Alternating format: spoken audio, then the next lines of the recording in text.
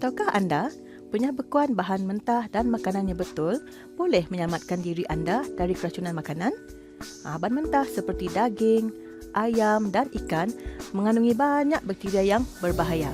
Penyabekuan bahan mentah yang betul sangat penting untuk memastikan keselamatan makanan. Berikut merupakan beberapa kepentingan penyabekuan yang betul. Pertama, mengelakkan pertumbuhan bakteria berbahaya. Bahan mentah seperti daging, ayam ataupun ikan yang dicairkan dengan cara yang salah seperti pada suhu bilik berada dalam zon suhu berbahaya antara 5 hingga 60 darjah Celsius untuk tempoh masa yang panjang. Ini boleh menyebabkan pembiakan bakteria berbahaya seperti Salmonella dan E. coli yang boleh menyebabkan keracunan makanan. Yang kedua, mencegah keracunan makanan.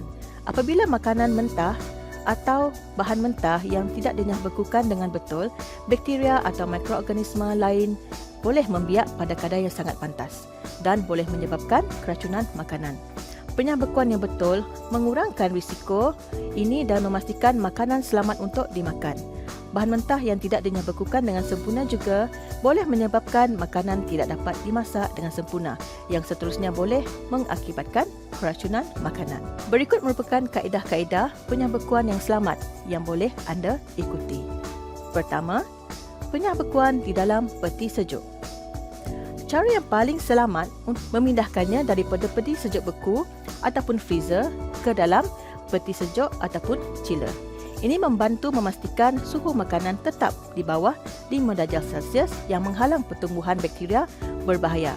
Proses ini mungkin mengambil masa yang lama, tetapi ia adalah cara paling selamat. Jangan lupa, bahan mentah yang ingin dinyahbekukan haruslah disimpan di ruangan bawah peti sejuk. Jangan disimpan di atas makanan yang telah dimasak ataupun ready to eat food untuk mengelakkan pencemaran silap. Kedua, penyahbekuan menggunakan air yang mengalir. Anda boleh menggunakan air yang mengalir untuk menyahbekukan bahan mentah. Pastikan air yang digunakan sentiasa mengalir untuk mempercepatkan proses. Jangan rendam bahan mentah di dalam air yang bertakung. Rendam bahan mentah dalam bekas bersih di bawah air paip yang mengalir berterusan sehingga ketulan bahan mentah berpisah dan menjadi lembut. Ketiga, penyahbekuan di dalam microwave. Jika anda perlu menyahbekukan makanan dengan cepat, microwave adalah pilihan yang bijak. Pilih mode defrost dan pastikan untuk memasak makanan sebaik saja ia dicairkan untuk mengelakkan pertumbuhan bakteria. Jangan lupa bersihkan microwave anda setiap kali selepas digunakan. Seterusnya, langkah berjaga-jaga untuk menjamin penyahbekuan yang berkesan dan selamat. Pertama, elakkan menyahbekukan makanan di suhu bilik. Jangan biarkan bahan mentah atau makanan beku dicairkan pada suhu bilik kerana ia meningkatkan risiko pertumbuhan bakteria berbahaya. Bahan mentah dan makanan beku yang dicairkan pada suhu bilik seperti di atas meja ataupun di kaunter dapur boleh berada dalam zon bahaya yang boleh mempercepatkan pembiakan bakteria. Kedua, masak segera setelah dicairkan. Setelah makanan dicairkan, ia harus dimasak secepat mungkin untuk mengurangkan risiko pencemaran bakteria. Jangan refreeze makanan yang sudah dicairkan tanpa memasaknya terlebih dahulu. Ketiga, gunakan peti sejuk yang berfungsi dengan baik. Pastikan suhu peti sejuk ataupun chiller anda sentiasa berada pada suhu yang betul, iaitu pada di bawah 5 darjah Celsius.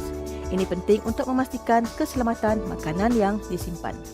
Secara keseluruhannya, penyahbekuan bahan mentah yang betul adalah langkah asas dalam memastikan keselamatan makanan dan mengurangkan risiko kesihatan. Dengan mengikuti langkah-langkah ini, anda boleh memastikan bahan mentah dan makanan yang dinyahbeku adalah selamat untuk dimakan dan bebas dari risiko pencemaran bakteria. Dan ingat, keselamatan makanan adalah tanggungjawab bersama.